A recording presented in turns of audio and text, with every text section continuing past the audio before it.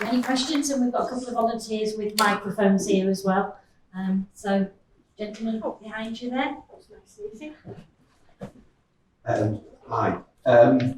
This is more of a shameless plug than a question, but hopefully it's of interest to the parties in the room.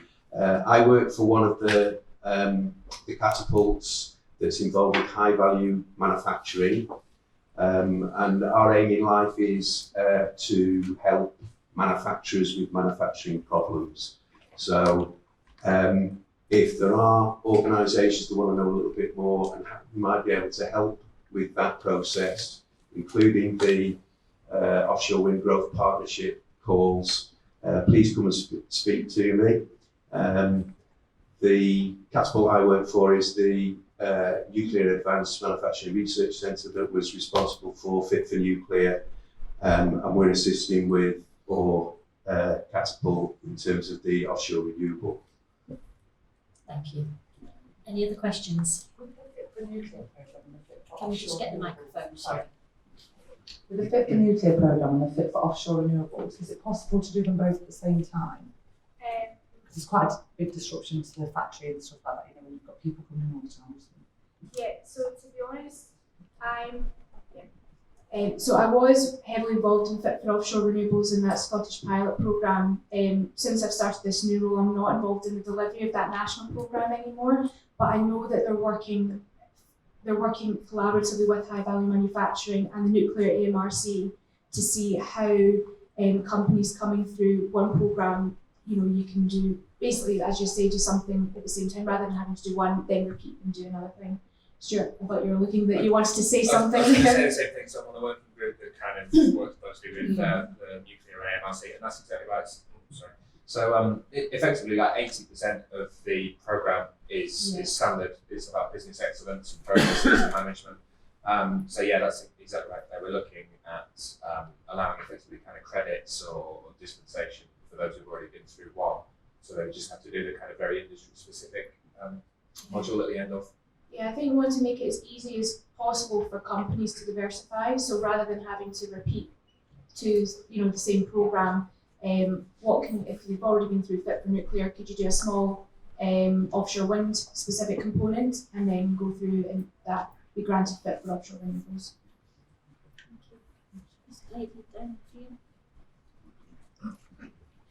Thank you. Jo Lappin from the Cumbria Lab. Very familiar with the opportunities that Emma-Jayne has outlined. But when you were talking, one of the things I was very conscious on offshore wind, it seemed to be very eastern based in terms of the support. So as a local enterprise partnership, clearly we want to make sure that opportunities are available to all of our businesses. So for Northwest businesses, who is there to provide support? So it's a good question, and there's a lot of activity, as you say, going on the East Coast. However, I would say that the growth partnership is one work stream that's coming out of the sector deal. There's a whole work stream dedicated to the development of offshore wind clusters. There is a cluster, I think it's North Wales cluster, and that's headed up by Helen Thomas at Energy, and there's, I think, various public bodies involved in that as well. I believe there's another cluster that's being developed as well in the southwest, around Cornwall, focused on floating wind. I think that's something that's possibly going to be announced again at an Offshore Wind Week. But I've been aware that there's this 8th cluster and it's going to be in the west.